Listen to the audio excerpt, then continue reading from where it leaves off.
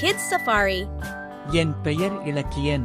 நான் தமிழ் எழுத்துக்கள் பற்றி பாடம் எடுக்கப் போகிறேன். எழுத்து என்றால் என்ன?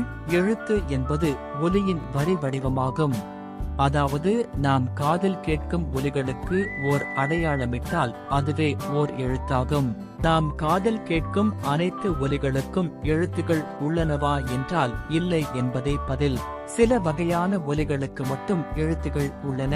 தமிழ் எழுத்துக்கள் 3 வகைகளாக உள்ளன. உயிர் எழுத்துக்கள், மெய்யெழுத்துக்கள். உயிர் மெய் எழுத்துக்கள். உயிர் எழுத்துக்கள் என்றால் என்ன? உயிர் எழுத்துக்களில் 2 வகையாக பிரிக்கப்படுகிறது. குறில், நெடில். இந்த 5 எழுத்துக்களும் குறில் எழுத்துக்கள் ஆகும். இந்த 7 எழுத்துக்கள் நெடில் எழுத்துக்கள் ஆகும். ஆயுத எழுத்துக்கள் என்றால் என்ன? அக்கு.